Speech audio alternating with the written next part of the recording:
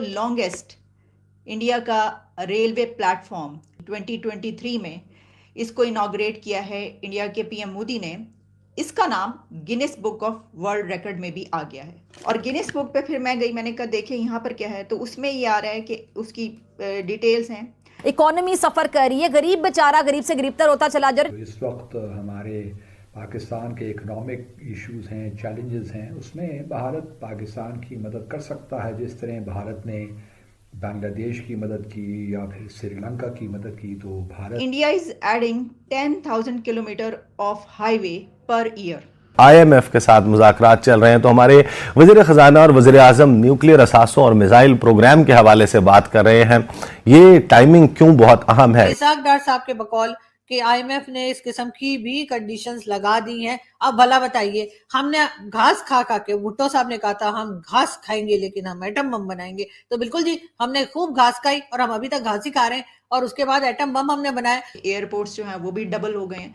तो जहां ये हुआ है वहीं पर पाकिस्तान में मैं ये खबर देख रही थी कि जो दुनिया की एयरलाइंस है, इंटरनेशनल एयरलाइंस, उन्होंने अब ये कहा है कि अब और नहीं चल सकता क्योंकि बहुत जो बड़ा बैकलॉग जो है वो हो गया है पेमेंट्स।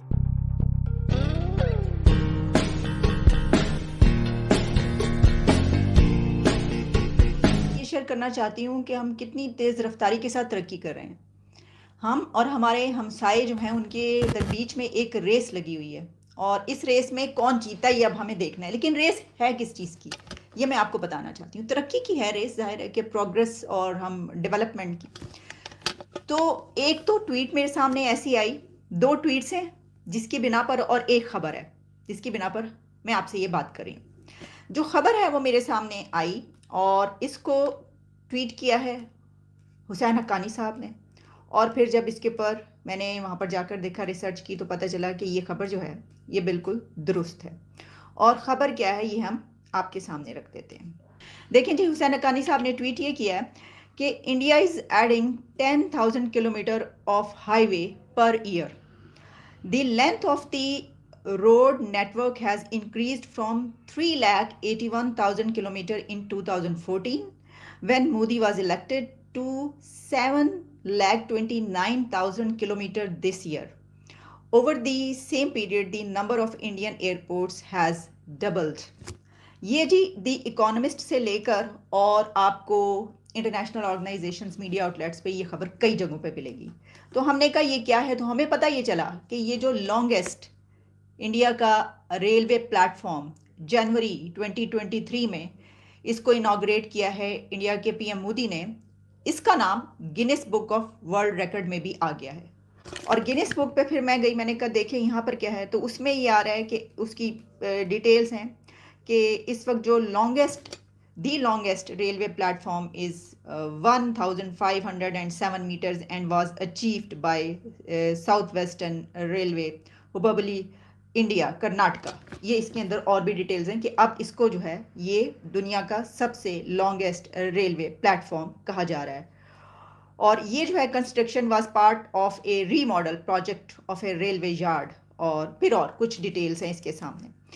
तो इस तरीके से जहां और बहुत सारी डेवलपमेंट्स में और प्रोग्रेस में इस वक्त हम देख रहे हैं कि हमारा हमसाया तरक्की करता हुआ हमें नज़र आ रहा है, आगे निकलता हुआ नज़र आ रहा है। हर रोज़ हमें कोई ऐसी खबर मिलती है और फिर हम कहते हैं ओह अब हम क्या करें, अब बुराई का कौन सा और तरीका ढूंढे। फिर हम कहते हैं तरक्की कर रहा है, लेकिन देखो वहाँ पे क्या हो रहा है, ह्यूमन राइट्स की तरफ देखो। ओहो, तुम लोग इंडिया के पीएम मोदी को कहोगे ये तारीफ करोगे, तौबा तौबा। क्योंकि हमारे पास ये नहीं है कि हम कहें कि वो तरक्की कर रहा है तो क्या हुआ। जवाब तो ये होना चाहिए कि हमारी तरफ भी तो देखो ना कितनी तरक्की हुई, क्या कुछ हुआ। जैसे उन्होंने बताया कि एयरपोर्ट्स जो हैं वो भी डबल हो गए हैं। तो जहां ये हुआ है वहीं पर पाकिस्तान में मैं ये खबर देख रही थी कि जो दुनिया की एयरलाइंस है, इंटरनेशनल एयरलाइंस, उन्होंने अब ये कहा है कि अब और नहीं चल सकता क्योंकि बहुत जो बड़ा बैकलॉग जो है वो हो गया है पेमेंट्स का, और यहाँ से जो है वो पैसा नहीं आता, बहुत सी प्रॉब्लम्स हैं। तो पाकिस्तान के लिए जो बाहर की फ़्लाइट्स हैं, अमेरिका की और लंदन की ख़ास तौर पर 2-3 कंट्रीज़ जो हैं उनकी फ़्लाइट्स का जिक्र आया हुआ था, एक खबर थी।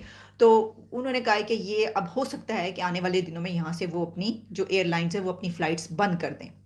लग यही रहा है कि आईएमएफ ने कहा है कि जो न्यूक्लियर प्रोग्राम है पाकिस्तान का उसको थोड़ा सा स्लो डाउन किया जाए। और वैसे तो स्लो डाउन क्या करे सर, मुझे तो लगता है कि पता नहीं चलता भी है कि नहीं, बहुत टाइम हो गया उसमें, मतलब तेल वेल डाले, पता नहीं बम बम चलते भी हैं कि नहीं। लेकिन खैर इसाक डार साहब के बकौल कि आईएमएफ ने इस किस्म की भी कंडीशंस लगा दी हैं। अब भला बताइए, हमने घास खा खा के, भुट्टो साहब ने कहा था हम घास खाएंगे लेकिन हम एटम बम बनाएंगे, तो बिल्कुल जी हमने खूब घास खाई और हम अभी तक घास ही खा रहे हैं, और उसके बाद एटम बम हमने बनाया। अब सारी दुनिया में तो ये होता है कि जो न्यूक्लियर एसिड्स होते हैं, जो न्यूक्लियर बम होता है, वो उस मुल्क की हिफाजत करता है। ये वाहिद बम है जिसकी हम हिफाजत करते रहते हैं कि कोई उठा के ना ले जाए, कुछ चुरा के ना ले जाए, कोई उसका फॉर्मूला ना उड़ा ले, कहीं कोई हमसे छीन ना ले, वगैरह वगैरह वगैरह। तो जी इसी किस्म की चीजें जो है वो लगता है कि आईएमएफ ने एक बार फिर कोई और कंडीशन भी लगा दी। मुझे ना इसमें मोदी जी का हाथ लगता है, तो मोदी जी को ना बस आराम से बैठे जी, क्या हो गया, अगर हमारे पास भी एक बम रखा हुआ है तो हमने बस डराने के लिए रखा है, चलाने के लिए थोड़ी रखा है। ये भी कहा जाता है कि जी एटम बम जो होता है ना वो डराने के लिए होता है, चलाने के लिए नहीं होता। लेकिन ये हमारे यहाँ बोला जाता है, लेकिन हमारा कोई भरोसा नहीं, हम कब डराना बंद कर दें और चलाना शुरू कर दें। लेकिन हाँ ये जरूर है कि आईएमएफ ने कोई इस तरह की कंडीशन भी लगा दी। तो आईएमएफ वाले इतने फारिग है ना भाई, 23 बार तुम लोगों ने पैसे दे दिए, अगर 24वीं बार दे दोगे तो मर थोड़ी जाओगे, भूखे थोड़ी हो जाओगे, तुम लोग इतना पैसा कहाँ लेके जाओगे, ऊपर तो पैसा वैसे भी नहीं ले जा सकते, हमें ही दे दो तो हम भी वापस कर देंगे।